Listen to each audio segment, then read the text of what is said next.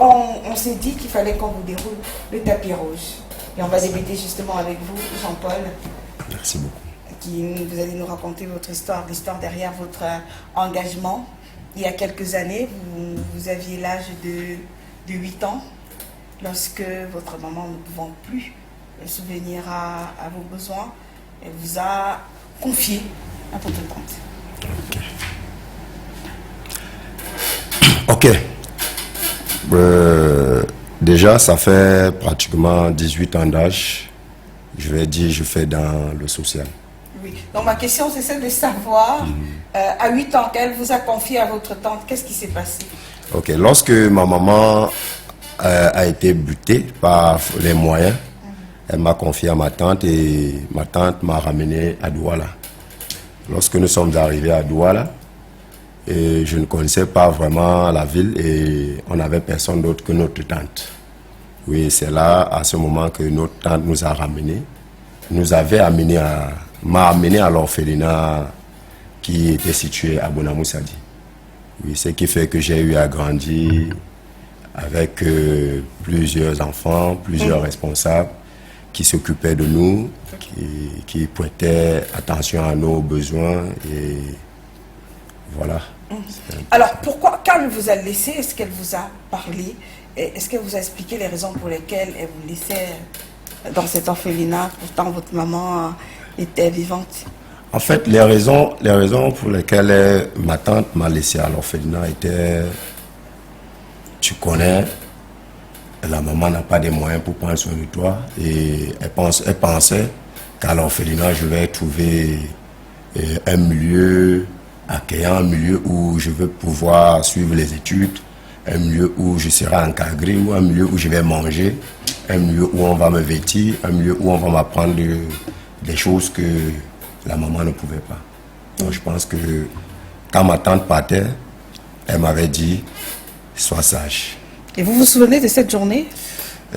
Ça fait vraiment beaucoup d'années aujourd'hui.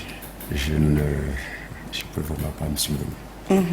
Donc, et puis elle vous a laissé et puis elle est partie. Est-ce qu'elle est revenue, votre tante? Ma tante revenait de temps en temps, mais elle mettait long. C'est-à-dire, elle est venue me rendre visite, je peux bien me rappeler, elle est venue me rendre visite 3 à 4 fois. En combien de temps que vous avez passé dans cet orphelinat où elle vous avait laissé? Bon, je pense où elle m'avait laissé à 8 ans déjà. Ça faisait 8 ans que j'étais à l'orphelinat. Elle est venue, je pense, 2 fois. Et au moment où on avait eu échange des responsables qui étaient avec nous, et elle était revenue aussi pour voir la situation, si on devait évacuer l'orphelinat, les enfants et tout le reste. Donc elle est venue. D'accord. Et est-ce que à ce moment vous avez parlé avec elle, question de savoir est-ce que vous pouvez retourner en famille, je veux dire? J'ai discuté avec ma tante une fois. En fait, déjà, quand vous êtes à l'orphelinat, il n'est pas permis lorsque un membre de la famille vient rendre visite, il n'est pas permis de tenir de longs discours avec la personne. Puisqu'on se dit que la personne, quand elle arrive, l'éducation qu'on vous donne déjà à la maison, elle peut peut-être mettre quelque chose qui va gâter l'éducation, le travail des personnes qui prennent soin de vous. Donc nous avons eu à discuter une seule fois lorsque je partais l'accompagner au portail. Oui, je pense, je l'avais posé une question. Comment va maman? Ah, donc vous étiez conscient que votre maman vivait encore? J'étais conscient, oui. Alors, et en autant d'années, vous avez dit 18 ans sans voir votre maman? 18 ans, je pense. Bien. Et la première fois, vous l'avez vue dans quel contexte? La première fois, j'ai vu, je pense, ma tante toujours. Elle était venue à l'orphelinat.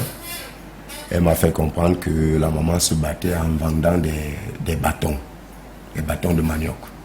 Oui, je pense, elle a dit qu'elle déciderait de venir à Douala pour vendre les bâtons et passer me rendre visite.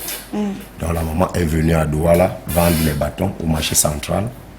Et je pense, après la vente des bâtons, elle est venue même avec un demi-sac de bâtons pour laisser à la maison.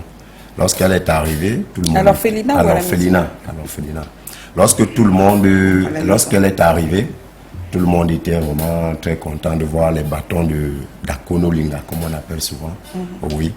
Et je pense à ce moment, j'ai revu ma maman. Et l'affection, tout ce qu'on peut dire, c'était plus comme une maman avec son enfant, chaque jour. Et elle a pleuré. Vous étiez âgé de quel âge à ce moment? Je pense que quand la maman est revenue, j'avais déjà 15 ans, je pense, 15-16 ans. Alors, vous avez dit que... vous avez dit aussi que elle vous a expliqué pourquoi est-ce qu'elle vous avait abandonné. En fait, je n'ai jamais eu à... Confier à sa sœur, Oui, pas abandonné. Je n'ai jamais eu à causer de ça avec elle. Ouais. Et elle vous a... Est-ce qu'elle vous a dit si elle vous a cherché En fait, vous savez, les mamans qui n'ont pas assez de moyens pour s'occuper de leurs enfants, lorsqu'ils trouvent quelqu'un qui le fait mieux qu'elle, ils ne peuvent que dire merci à la personne et ce suffit de vous voir bien, de voir comment vous grandissez. Est-ce qu'elle vous a, est-ce qu'elle vous a cherché? En fait, je pense qu'elle m'a cherché. Si elle a fait cette longue route de d'où elle est quittée jusqu'à Douala, ça veut dire qu'elle voulait me revoir. Non, je veux dire que pendant ces années-là, est-ce que si vous avez, oui, vous avez entendu qu'elle vous avait, elle avait pris des nouvelles? Vous savez pas? Pendant toutes ces années, je n'ai pas vraiment entendu. En fait, je n'étais pas au courant de tout ça. Alors, vous avez fait plusieurs orphelinats. Quand vous êtes parti de là pour ailleurs. Pourquoi? En fait, je quitte d'où j'étais pour aller ailleurs parce qu'il y a eu des petits soucis au niveau de la prise en charge avec le responsable. Oui, puisque le responsable qui était là avant ne faisait vraiment pas les choses comme il fallait. Oui. On a dit, il ne s'occupait pas des enfants. Parce qu'on a eu à changer plusieurs. On a eu à changer plusieurs au cours des temps. Oui, on a eu à changer plusieurs responsables. Donc nous avons connu, autour de tout ce temps, j'ai connu plus de 3 responsables qui nous ont encadrés. Après, vous êtes allé ailleurs. Vous êtes allé dans un second orphelinat. Vous avez encore changé. Pourquoi? En fait, je suis allé dans un autre orphelinat lorsque j'avais déjà, je pense, l'âge qu'on dit que tu peux déjà t'occuper de tes frères.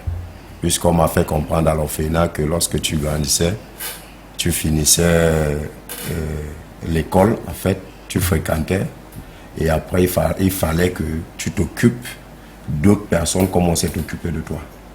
Oui. Là, c'était au 3e ou au 2e orphelinat? Au 3e orphelinat. Au 3e orphelinat, oui. Déjà, vous avez d'ailleurs arrêté l'école oui. En classe de première. J'ai arrêté l'école en classe de première. Oui. Mais pourquoi vous avez arrêté en classe de première?